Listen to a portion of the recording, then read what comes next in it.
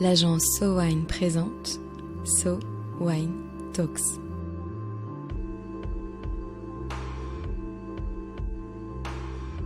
La première série de podcasts analysant les tendances marketing et communication dans l'univers du vin et des spiritueux.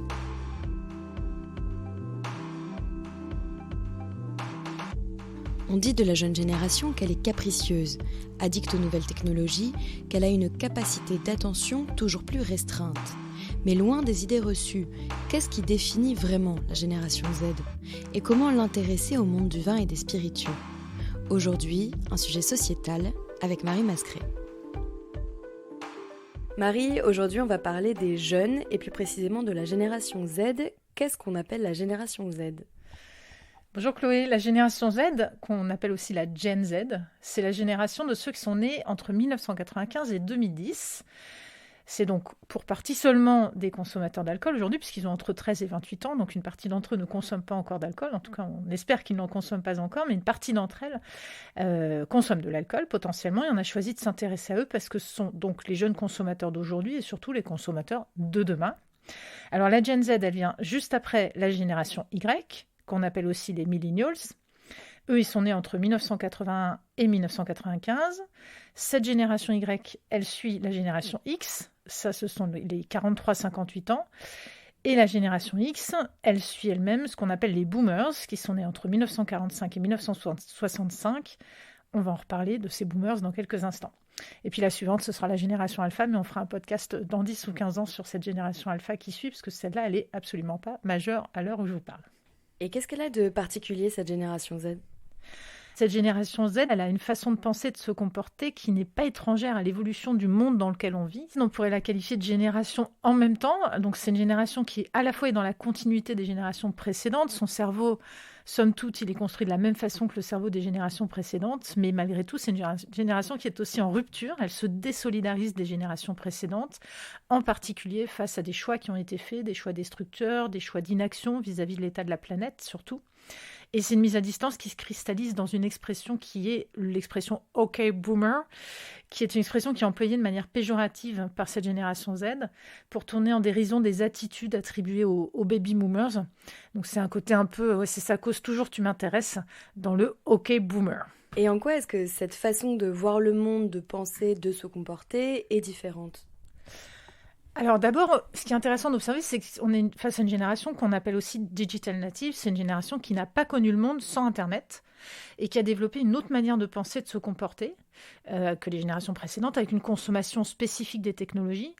Je donne un exemple. Pour la génération Z, le téléphone, c'est pas simplement un téléphone. Ça sert pas juste à passer des coups de fil. Le téléphone, c'est une sorte de portail personnel entre son monde en ligne et son monde hors ligne.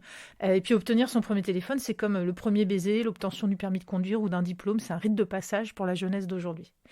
Donc c'est une génération qui est vraiment connectée, très connectée. C'est aussi une génération qui vit dans un monde qui est incertain.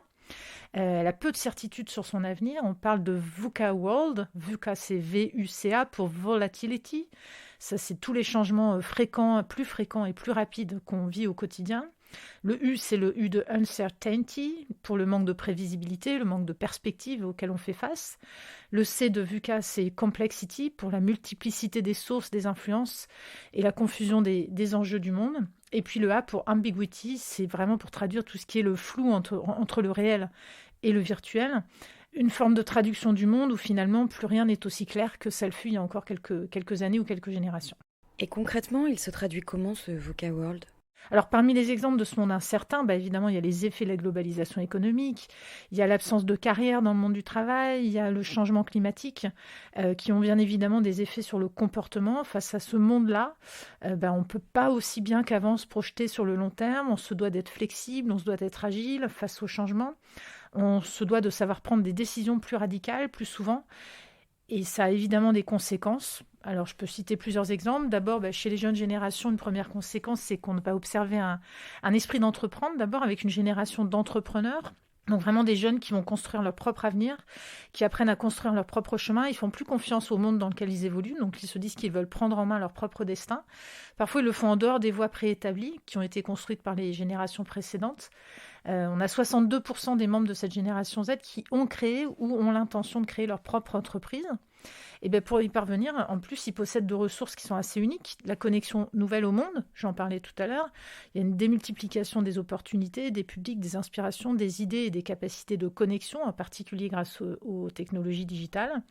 Et puis également la capacité à exploiter toutes ces potentialités du digital, que ce soit avec des investissements réduits, une connexion, un réseau, une influence, une communauté.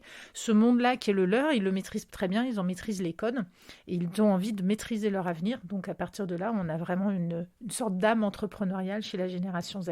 Et en plus du souhait d'entrepreneuriat, quelle autre aspiration majeure caractérise cette Gen Z? On peut parler d'engagement aussi, même si c'est un engagement qu'on pourrait qualifier un peu de à moitié. Donc encore une fois, c'est une génération qui est très consciente des enjeux du monde qui l'entoure, dans lequel elle vit, que ce soit les enjeux environnementaux ou sociétaux. Donc elle est plutôt engagée et en même temps, c'est presque plus un cliché qu'une réalité. C'est une génération qui est fortement sensibilisée, mais cet engagement-là, il ne rime pas forcément avec action.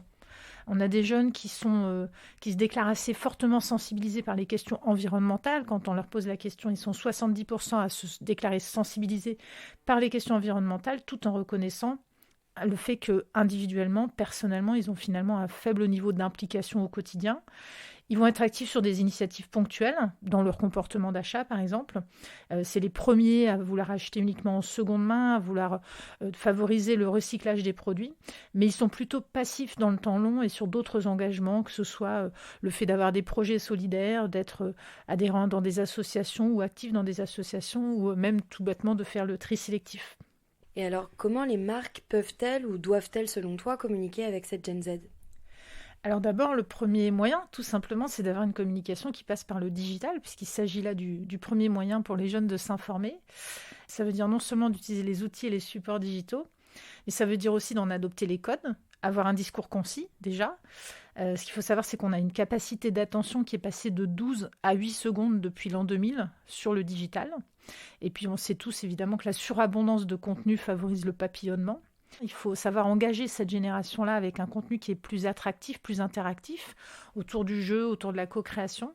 Il faut savoir que la Gen Z, c'est la seule génération qui considère les réseaux sociaux avant tout comme un lieu de divertissement et ensuite seulement comme un moyen de rester en contact avec ses amis. À titre d'exemple, on peut citer évidemment le réseau social TikTok, qui est vraiment le réseau d'influence de cette génération.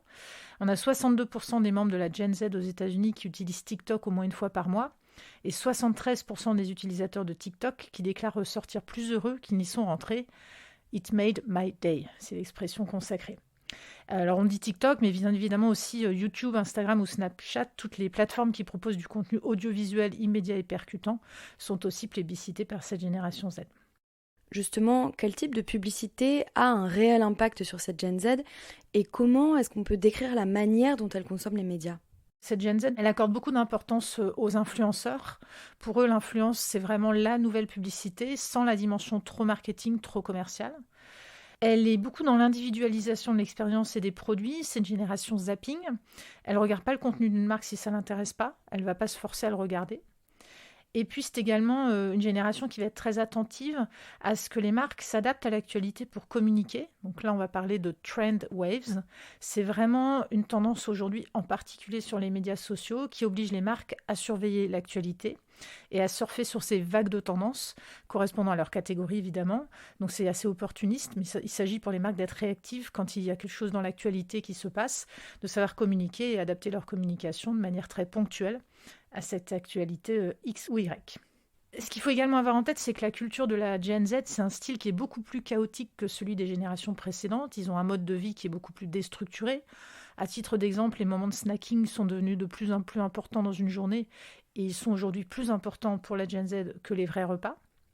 C'est une génération qui a un style qui est peut-être un peu plus vrai, un peu plus sincère sur les réseaux sociaux. Les Gen Z, ils n'hésitent pas à s'effondrer en larmes, mal coiffés, en plein épisode décompensatoire sur les réseaux sociaux, ce qui n'aurait jamais été imaginable il y a encore quelques années pour les générations précédentes où on ne se montre jamais dans des situations de faiblesse. Elle a aussi une forme de nostalgie du mauvais goût. Elle reprend les codes et le style des années 80, par exemple, très volontiers. Et puis une esthétique un peu maximaliste qui est ouverte aux nouvelles expériences, aux nouvelles saveurs. Elle n'a aucun problème et aucun complexe à chercher et vouloir découvrir et être curieux de nourriture et de boissons qui stimulent leur sens physique, qui les fait se sentir vivants, par exemple. Donc on est vraiment autour de choses, autour de l'énergie et de l'émotion et des sensations que le monde qui nous entoure leur fait vivre, et en particulier que les produits qu'ils consomment leur font vivre. Quelles autres aspirations et comportements sont révélateurs de cette Gen Z? C'est aussi une génération qui est en quête d'un véritable équilibre dans sa vie. Cet équilibre vie pro, vie personnelle, par exemple. Quand on parle du travail, en France, on a les 18-24 ans qui confèrent à l'entreprise une fonction de plus en plus importante d'épanouissement dans leur quotidien. Donc, charge aussi aux employeurs et aux marques de montrer qu'elles ont compris ces enjeux-là et qu'elles sont capables de proposer cet équilibre-là à leurs employés, mais aussi à leurs consommateurs. Une quête d'équilibre donc dans le travail, mais également dans l'urgence environnementale. On a une forme d'éco-anxiété qui touche plus particulièrement cette jeune génération. Et puis dans l'usage digital, c'est là aussi avec des notions d'anxiété, de dépression, de problèmes de sommeil, qui sont les principaux symptômes au fait de grandir sur les smartphones. On en a tous entendu parler dans les médias. Et comment ces nouvelles inclinations se manifestent-elles dans le monde du vin et des spiritueux? Alors la première chose qui est intéressante d'observer, et ça on en a les données chiffrées dans le baromètre So Wine d'Aenata 2023, c'est que la jeune génération, elle est beaucoup moins fidèle à un type de produit. C'est-à-dire que sur l'exemple des types de boissons alcoolisées que les différentes générations préfèrent consommer, la réponse sur le vin, sur les autres générations, c'est 59%, sur les jeunes générations, c'est 33% seulement. La réponse sur la bière, c'est 56% pour les autres générations et 53% pour les jeunes. Sur les champagnes, on est à 38 pour les autres générations et 30 pour les jeunes. Et sur les cocktails, 26 pour les autres générations et 48 pour les jeunes. Donc ils sont peut-être moins fidèles à un type de produit. Ils sont beaucoup plus curieux, ils ont envie de goûter à plus de choses différentes. Et ils sont en tout cas beaucoup plus ouverts d'esprit, capables de déguster aussi bien du vin, de la bière, des champagnes, des cocktails. Mais j'aurais pu citer aussi le cidre, les spiritueux purs, les hard seltzer, les ready to drink. Donc tout type de nouveaux produits les intéresse. Et cette curiosité-là, elle donne vraiment une vraie opportunité aux acteurs du monde du vin et des spiritueux. Et alors, est-ce que les jeunes s'intéressent au vin? Alors dans les chiffres que je viens de donner, on observe que le vin attire beaucoup moins les jeunes générations que les autres générations. Ça peut s'expliquer peut-être par un déficit d'apprentissage. C'est la première année, cette année, que dans les chiffres du baromètre So Wine d'Aenata, on a 0% des 18-25 ans qui se déclarent connaisseurs ou experts en vin. Donc 60% d'entre eux se déclarent néophytes, 40% amateurs éclairés, et on a 0% donc connaisseurs experts. En 2015, ils étaient 5%. Et pour les autres générations, ils se déclarent à 46% néophytes, à 50% amateurs éclairés, et quand même à 4% connaisseurs ou experts. Donc ils n'ont pas de complexe à déclarer qu'ils ne sont pas experts sur le sujet, mais peut-être que ce manque d'apprentissage a aussi une incidence sur le fait de pouvoir ou vouloir ou être capable de déguster du vin, de boire du vin avec plaisir, peut-être par manque de connaissances, le vin étant un produit peut-être un peu plus complexe que d'autres types de boissons alcoolisées. Et quelles boissons bénéficient de cette baisse de popularité? On observe un attrait plus important pour les cocktails chez les jeunes, à 48% contre 26% pour les autres générations. Bon, ça peut tout simplement s'expliquer, je pense, par des modes de vie différents, puisque quand on pose la question de savoir à quel moment ces différents consommateurs consomment le plus souvent des spiritueux, la réponse qui est donnée majoritairement par les jeunes, c'est en soirée, à 54%, et la réponse qui est donnée majoritairement par les autres générations, c'est à l'apéritif, à 42%. Mais alors, quelle relation cette génération entretient-elle avec l'alcool par rapport aux précédentes? Les jeunes qui déclarent ne pas consommer d'alcool, ils sont 23%, alors qu'ils sont 13% pour les autres générations. Ça, c'est un marqueur fort de l'identité Gen Z, qui fait attention à ce qu'elle consomme, qui aussi, et en particulier lorsqu'elle est influencée par les réseaux sociaux, va faire le choix de ne plus consommer d'alcool, peut-être par effet anti-mimétique vis-à-vis des parents, mais aussi parce qu'elle fait attention à sa santé. Ça n'est plus critiquable de ne pas boire d'alcool, c'est même devenu une revendication pour certains influenceurs et pour une partie des jeunes générations. Donc on a une surreprésentation des non-consommateurs d'alcool chez les jeunes, et c'est un écart qui se creuse aussi avec les autres générations sur d'autres marchés, pas uniquement la France. Le baromètre So Wine d'Aenata, c'est vraiment uniquement France. Et si on regarde ce qui se passe sur d'autres marchés, en particulier le marché US par exemple, on peut observer différentes études, dont une qui nous indique qu'on a 38% de la génération Z qui déclare en 2022 avoir consommé plus souvent des produits sans alcool, alors qu'ils ne sont que 8% pour les boomers, 15% pour la génération X et 25% pour les millennials. Et quand on leur demande pourquoi est-ce qu'ils choisissent de boire plus de produits sans alcool à la place de produits alcoolisés, on se rend compte que la réponse qui est donnée majoritairement par les jeunes, c'est la réponse de simplement arrêter de consommer de l'alcool, qui est donnée à 54% par les jeunes, contre seulement 21% pour la génération X, par exemple. Et avec ça, est-ce qu'on observe de nouveaux types de consommateurs ? Alors oui, on pourrait observer et catégoriser différents types de consommateurs parmi les jeunes générations. La première, ça pourrait être ce qu'on appellerait des eco-drinkers. Leur profil, c'est des consommateurs qui vont soutenir des marques qui s'engagent activement, de manière globale, en particulier dans les enjeux environnementaux. Ils vont avoir une préférence pour des alcools véganes, donc là, c'est une catégorie un peu spécifique. Pour les intéresser, eux, il faut prioriser la protection de la planète et de son écosystème, dans le process d'élaboration en particulier, que ce soit en faisant l'article sur la protection des sols, donc du vignoble, par le fait qu'on déploie des énergies renouvelables, par le fait qu'on réduit le gaspillage jusqu'à la consommation du produit fini, et puis par l'innovation sur des formats packaging plus durables et moins impactants, par exemple. Un deuxième type de consommateurs, ce serait les Diversity Champions. Eux, c'est vraiment des consommateurs de la Gen Z qui appartiennent à une minorité, et l'appartenance à leur minorité, ça devient un critère d'achat important. Donc pour les intéresser, on va utiliser le packaging pour dépeindre et mettre en lumière cette diversité. On va collaborer avec des restaurants, des chefs, des ambassadeurs de la même communauté que celle de ces consommateurs, que celle qu'on vise en tout cas. On va mettre en lumière des profils représentatifs des minorités dans les communications et puis soutenir une cause aussi, pourquoi pas, en créant un label, par exemple, largement diffusé auprès de la communauté. Donc ça, c'est plutôt des consommateurs émergents sur des marchés comme les marchés US, mais je pense que c'est des consommateurs qu'on va voir apparaître dans quelques mois ou quelques années aussi sur le marché français. Il faut savoir qu'un tiers des Américains de 21 à 24 ans citent désormais leur appartenance à une minorité comme un facteur important lorsqu'ils choisissent d'acheter une marque d'alcool. Et puis une troisième catégorie, ça serait ce qu'on appellerait des moderate imbibers. Eux, c'est vraiment des consommateurs qui ont une réduction très volontaire de leur consommation d'alcool au profit de boissons moins ou non alcoolisées. À titre d'exemple, au Royaume-Uni, on a 46% des membres de la génération Z qui a l'âge légal pour boire, qui a déjà échangé des boissons alcoolisées contre des boissons peu ou pas alcoolisées dans sa consommation. Dans leur consommation, que ce soit quand ils sont chez eux ou en dehors de chez eux, ils ne vont pas faire de différence au cours d'une même occasion de consommation entre des boissons alcoolisées ou non alcoolisées. Donc eux, ils n'ont vraiment aucun complexe à choisir de boire des produits qui ne sont pas alcoolisés. Et eux, pour les intéresser, évidemment, il faut proposer une offre moins alcoolisée et puis proposer un imaginaire autour de sa marque avec un mode de vie sain qui va réconcilier cet univers des boissons alcoolisées et celui du bien-être. Alors ça, c'est évidemment trois profils un peu caricaturaux, en tout cas un peu très niche, mais qui sont intéressants d'explorer dans tous les cas, parce que même si tous les jeunes aujourd'hui n'arrêtent pas complètement de consommer de l'alcool, c'est en tout cas des profils qui sont assez inspirants sur certains des codes qu'ils renvoient et sur certaines des attentes qu'ils ont vis-à-vis des marques et des marques d'alcool en particulier. Qu'est-ce qu'on peut retenir de tout ça selon toi, Marie ? Alors je crois qu'il y a un véritable enjeu sur la génération Z, alors pas tant uniquement sur le fait qu'elle consomme plus ou qu'elle consomme moins d'alcool. Je pense qu'il y a plutôt un enjeu d'opportunité à saisir pour l'intéresser de nouveau aux produits. On n'est pas obligé d'intéresser un consommateur jeune à boire beaucoup, on peut l'intéresser à boire bien, à boire de bons produits de qualité. Mais pour ça, il faut l'intéresser, il faut lui expliquer, il faut l'éduquer à ce qu'est ce produit, en particulier dans le monde du vin. Il faut évidemment aussi utiliser les codes qui sont les siens pour communiquer avec lui, pour entrer en contact avec lui, que ce soit par le biais du digital ou bien aussi tout simplement avec des messages clairs, concis, rapides et ludiques. Je crois que, évidemment, il faut quand même apporter une réponse à la demande de sobriété, donc ne pas hésiter à orienter son discours sur la qualité versus la quantité. Il y a des campagnes qui ont été mises en place. Je pense à une campagne qui a été mise en place en janvier par les vins d'Alsace sur justement ce choix de la sobriété. Je pense qu'il y a aussi une opportunité à séduire ce consommateur qu'on pourrait appeler de flex sobre. Donc c'est un consommateur qui parfois va consommer de l'alcool, mais pas tout le temps. Parfois va vouloir aussi se donner d'autres opportunités. Donc pourquoi pas créer un nouveau produit sur un segment de marché de low ou no alcool. Ça peut être aussi une opportunité intéressante pour la marque. Et puis miser sur les cocktails quand on est en particulier un spiritueux, mais pas uniquement.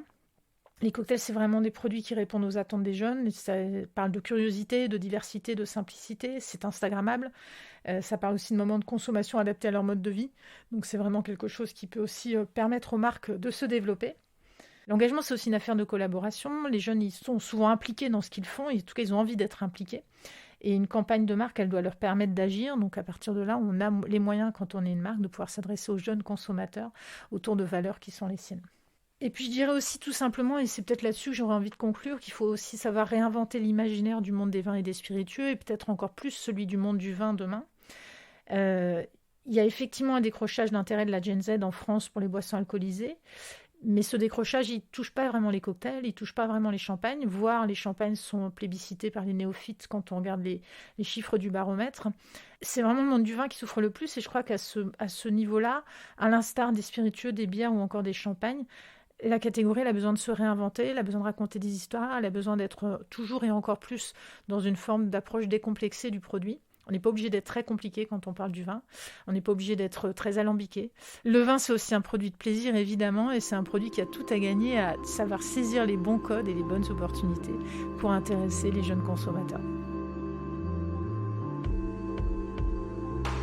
Loin de considérer la Gen Z comme une génération zapping, à l'attention éparpillée, il faudrait plutôt la voir comme curieuse, ouverte à dépasser les idées trop bien ancrées. Libre aux marques alors d'aller chercher l'attention de la Gen Z et de susciter son imaginaire pour l'intéresser à la diversité des produits et des histoires qui composent le monde du vin et des spiritueux. So Wine Talks reviendra dans quelques semaines pour décrypter à nouveau les tendances de consommation des vins et spiritueux. En attendant, si vous avez aimé cet épisode, n'hésitez pas à le partager sur vos réseaux et à lui donner des étoiles sur vos applications de podcast préférées. À très vite.